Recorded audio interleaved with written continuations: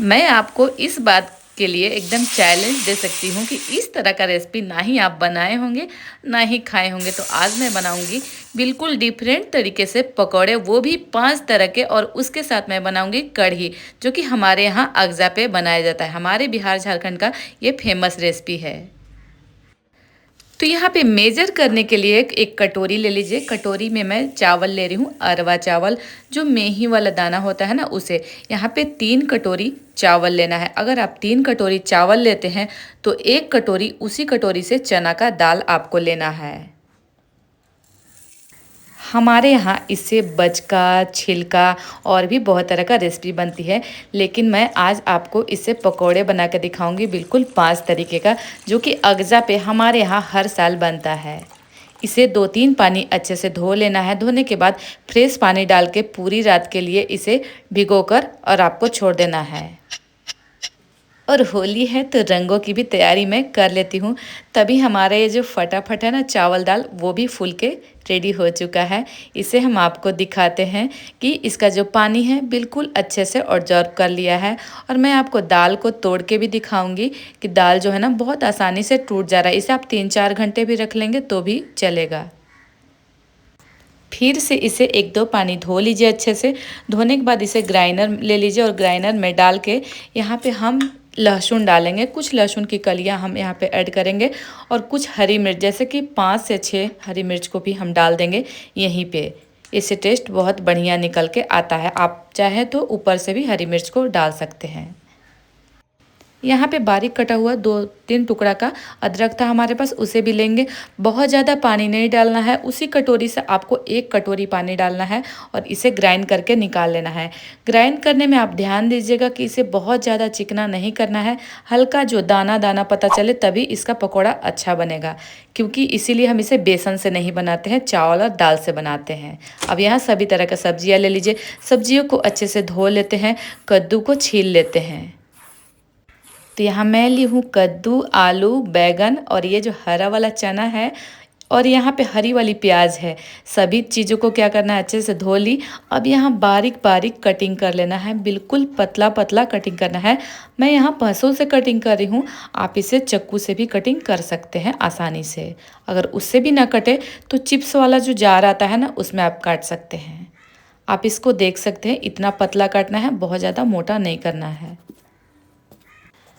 तो सच बताइएगा, अगजा के दिन पे किस किस के घर में इस तरह के पकौड़े बनते हैं, वो मुझे कमेंट करके ज़रूर बताइए, क्योंकि हमारे बिहार झारखंड में तो ज़रूर से बनता है। तो यहाँ पे मैं सभी सब्जियों को उसी तरीके से पकौड़े बनाने के लिए कटिंग करके रख लेती हूँ। प्याज को कटिंग करते के साथ मेरा आँख जो है ना जलने लगा पूरी तरीके से। अब यहाँ पे एक बर्तन ले लेना है। बर्तन में मैं जो बेटर था उसे डाल दी। 1 टीस्पून यहाँ कश्मीरी मिर्च पाउडर डालेंगे। 1 टेबल स्पून के करीब यहाँ पे मिक्स मसाला मैं ऐड करूँगी। 1 टीस्पून यहाँ पे हल्दी डालेंगे। 1 टेबल स्पून में यहाँ पे मैं नमक डालूँगी। थोड़ा सा धनिया पत्ता बारीक कटा हुआ। अब इसे एक ही डायरेक्शन में 2 से 3 मिनट के लिए अच्छे से आपको फेंट लेना है, ताकि सभी चीज़ अच्छे से ऑब्जर्व हो जाए। इसी बेटर से हम सारे पकौड़ों को तैयार करेंगे। तो यहाँ पे हम एक बर्तन ले लेते हैं जिससे भी आपको तलना है। आप कढ़ाई भी ले सकते हैं, लेकिन पैन फ्राई का इस्तेमाल इसलिए कर रही हूँ कि एक एक बार में ना ज़्यादा पकौड़े निकल जाते हैं।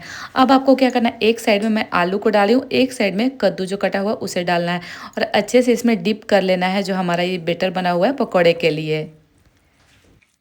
और मैं आपसे बेट लगा सकती हूँ कि आप एक बार इसे बना लेंगे ना, तो आप इसे बार बार बनाना पसंद करेंगे। और इसका जो पकौड़े होते हैं बहुत ही खस्ता करारा बनता है। अच्छे से उसे कोटे कर लेना है दोनों साइड से, और गर्मा गर्म तेल में, जो धुआंधार तेल होना चाहिए, तभी इस पकौड़े को डालते जाइए। इससे आपको करीब 3 से 4 मिनट में ही ये पकौड़े बन के रेडी हो जाते हैं, क्योंकि ये कद्दू वाले पकौड़े हैं तो बहुत टाइम इसमें नहीं लगता है। इसमें आपको गर्मा गर्म तेल में ही पूरा पकौड़े तल लेना होता है। गैस का फ्लेम को बिल्कुल भी कम नहीं करना है, हाई पे ही इसे तल के निकाल लेना है। और ये हमारा कद्दू के पकौड़े निकल चुके हैं। तो इसे कोई भी जालीदार बर्तन में पहले ले लीजिए और इसका एक्स्ट्रा ऑयल जो भी है उसे छान लीजिए अच्छे से, ताकि इसे खाने में आपको कोई भी परेशानी ना हो।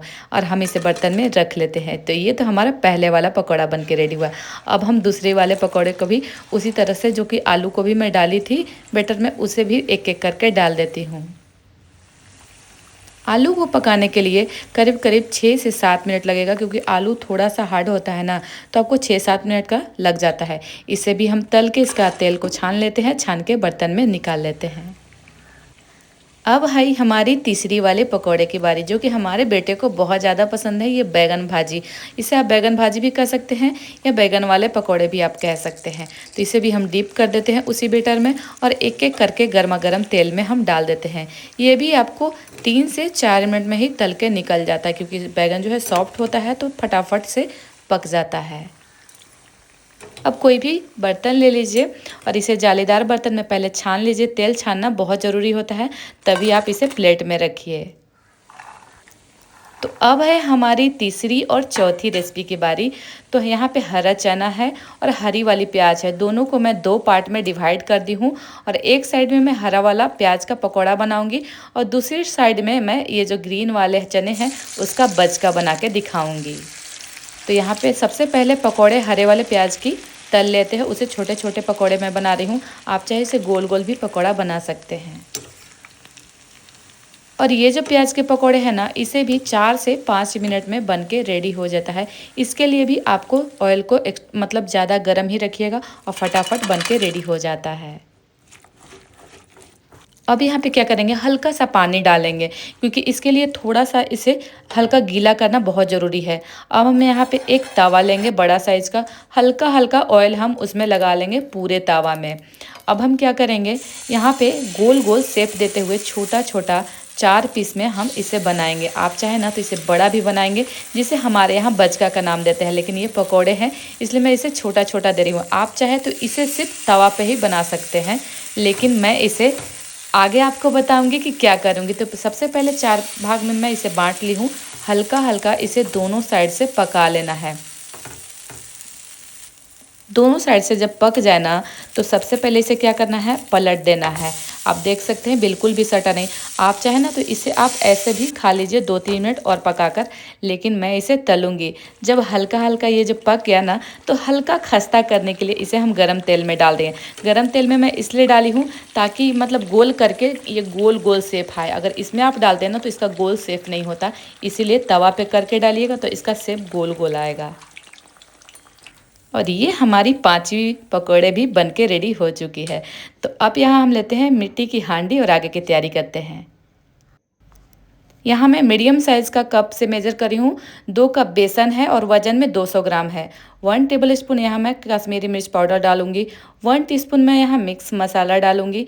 यहाँ पे हल्दी 1/2 टेबल स्पून जितना डालूंगी, क्योंकि हल्दी बहुत ज़्यादा नहीं डलाता है। यहाँ पे 1 टीस्पून मैं नमक भी डालूंगी। नमक डालने के बाद पानी डालना है, और पानी डालने के बाद इसे बेटर को मिलाना है। एक बार में पानी मत डालिएगा, बीच बीच में थोड़ा थोड़ा करके डालिएगा। यहाँ पे 1 से 1.5 कप जितना पानी का मैं इस्तेमाल करूँगी।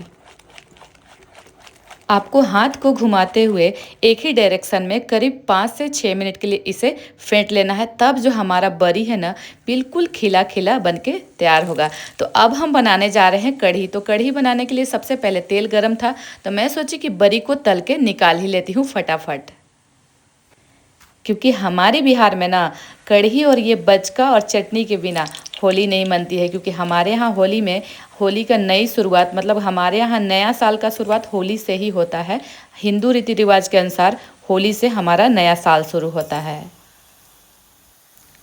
और ये जो हमारे बन के बरी है ना, वो भी निकल चुका है। इसे मैं 6 से 7 मिनट अच्छे से तल ली हूँ, और तल के दूसरी बर्तन में इसे हम निकाल लेते हैं।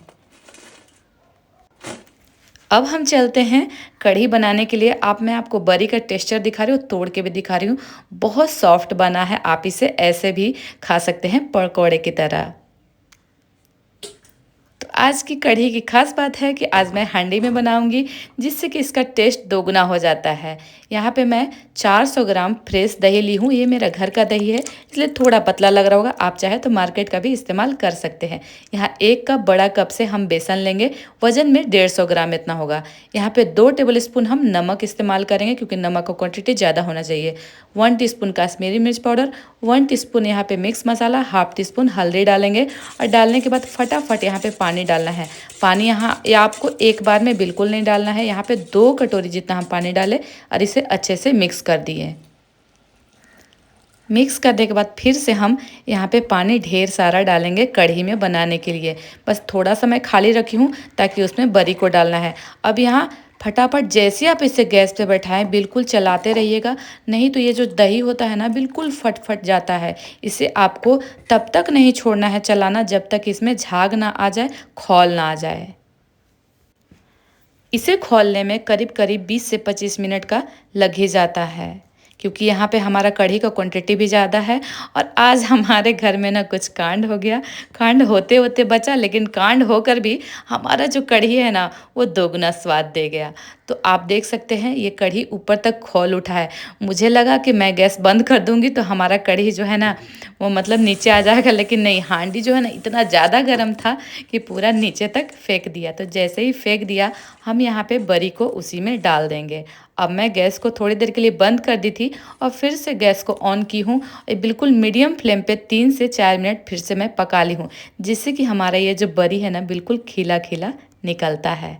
अब हमारा ये जो कढ़ी है बरी बन के रेडी हो चुका है बहुत अच्छे से। तो कढ़ी बरी तो रेडी है, तो चलिए इसमें छौंका लगाते हैं। छौंका के बिना कढ़ी कहाँ। तो यहाँ पे एक फ्राई पैन लेते हैं। फ्राई पैन में 2 टेबल स्पून जितना सरसों का तेल, 1 टीस्पून यहाँ पे हम जीरा ऐड करेंगे। अब हम इसमें डालेंगे लाल मिर्च 6 से 7 पीस। इसके बाद हम यहाँ पे डालेंगे मेथी 1/4 टेबल स्पून। यहाँ चुटकी भर हींग डालेंगे और डालने के बाद यहाँ पे फिर से हम डालेंगे कढ़ी के पत्ता, क्योंकि कढ़ी के पत्ता बिना हमारे यहाँ कढ़ी नहीं बनता है। और इसके बाद अच्छे से इसे पका लेना है। और ये हमारा जो तड़का भी रेडी हो चुका है। तो यहाँ पे हम क्या करेंगे, जब बंद कर देंगे गैस को, इसके बाद ऊपर से हम ½ टीस्पून जितना कश्मीरी मिर्च पाउडर डालेंगे। इससे कलर बहुत बढ़िया आता है। ये ऑप्शनल है, डाल भी सकते हैं, नहीं भी डाल सकते हैं। अब हमारे ये छौंका लगते के साथ कढ़ी बन गया है लाजवाब सा।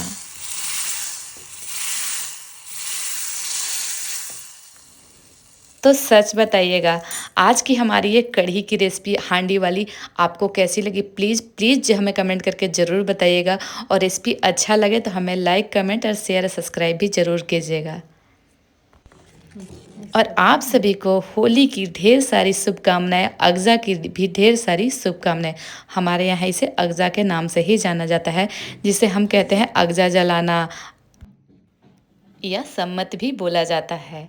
तो कढ़ी जैसे जैसे ठंडा होता है ना, मैं सच बता रही हूँ, इसका टेक्सचर, कलर और भी बढ़िया होते जाता है। तो हमारे यहाँ इसे चावल के साथ ही आज खाया जाता है और पकौड़े बनता है। तो सबसे पहले मैं पकौड़े इसीलिए बनाई थी क्योंकि शाम को ना सबसे पहले लोग पकौड़े और चटनी खाते हैं, इसके बाद हमारे यहाँ कढ़ी और चावल खाते हैं। तो आपके यहाँ क्या क्या बनता है वो भी हमें बताइएगा।